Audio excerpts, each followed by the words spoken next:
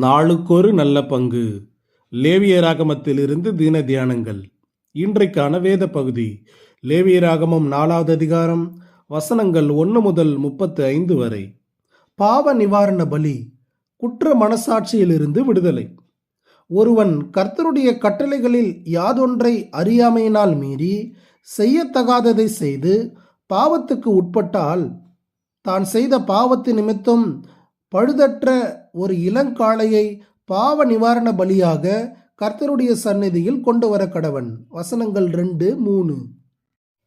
பழைய ஏற்பாட்டு லேவியராகம பலிகள் மனித குலம் தேவனுடனான தன்னுடைய உறவை கட்டி எழுப்புவதற்கு பயன்படும் அடிப்படை தேவைகளை பூர்த்தி செய்கின்றன. இப்பொழுது நாம் 4வதாக உள்ள பாவ நிவாரண பலிக்கு நேராக வருகிறோம். பிற தகன பலிகளைப் போல காணப்பட்டாலும் இந்த பலியில் சில வித்தியாசங்கள் உள்ளன. மற்ற தகன பலிகளில் இரத்தம் பலிப்பீடத்தை சுற்றிலும் தெளிக்கப்பட்டது. இந்த பாவ நிவாரண பலியில் பரிசுத்த ஸ்தலத்தின் திரைக்கு எதிராக இரத்தம் 7 தரம் தெளிக்கப்பட்டது. மேலும் அதனுடைய பெரும்பாலான பகுதி பாளையத்துக்கு புறம்பே சுட்டெரிக்கப்பட்டது. இந்த பலியில் இரத்தத்துக்கு மிகுந்த முக்கியத்துவம் கொடுக்கப்படுகிறது. பலி செலுத்துகிறவர்கள் பாவத்தை உணர்ந்தவராக நிற்கிறார்.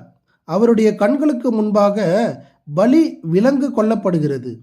இரத்தம் பரிசுத்த ஸ்தலத்துக்கு நேராக தெளிக்கப்படுகிறது. பின்பு பலிப்பீடத்தின் கொம்புகளில் பூசப்படுகிறது. மீதமுள்ள இரத்தம் பலிப்பீடத்தின் அடியில் ஊற்றப்படுகிறது. அவருக்கு இப்பொழுது ஒரு புரிதல் வருகிறது. அந்த இரத்தம் தன்னுடைய பாவத்தை மறைத்து விட்டது. தேவனுக்கு முன்பாக தன் பாவம் மன்னிக்கப்படுகிறதை ஒப்புக்கொள்ளுகிறார். இப்பொழுது அவருடைய மனசாட்சி தெளிவு பெறுகிறது. எல்லாம் விசுவாசத்தால் சாத்தியமாகிறது. கிறிஸ்துவின் பாடுகள், அவர் சிந்திய இரத்தம், முடிவாக அவர் அடைந்த மரணம் நமக்குள்ளும் இவ்விதமாகவே கிரியை செய்கிறது. நம்முடைய பாவங்களையும் கிறிஸ்துவின் இரத்தம் சுத்திகரிக்கிறது. குற்ற மனசாட்சியிலிருந்து விடுவிக்கிறது. இதை நம்ப முடியாத விசுவாசிகளும் இருக்கிறார்கள். தாங்கள் செய்ததை நினைத்து அனுதினமும் குற்ற உணர்ச்சியினால் வேதனைப்பட்டு கொண்டிருக்கிறார்கள்.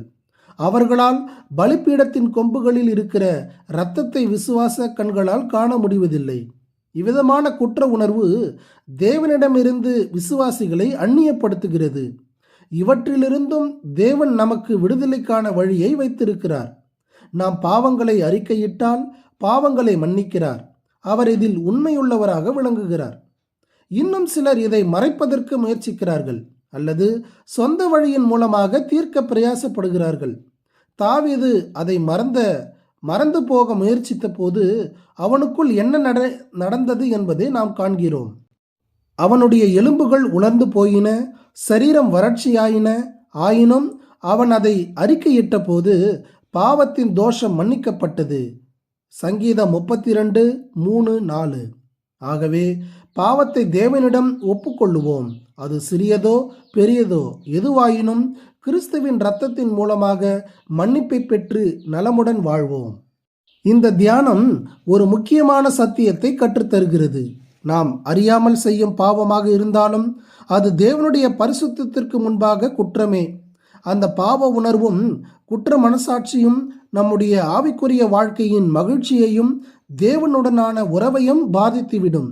ஆனால் நமக்காக சிலுவையில் சிந்தப்பட்ட இயேசு கிறிஸ்துவின் இரத்தம் எந்த ஒரு பழுதற்ற மிருகத்தின் இரத்தத்தை விடவும் மேலானது. அவர் ஒரே முறை தம்மையே முழுமையான பாவ நிவாரண பலியாக ஒப்பு கொடுத்தார். ஆமேன்.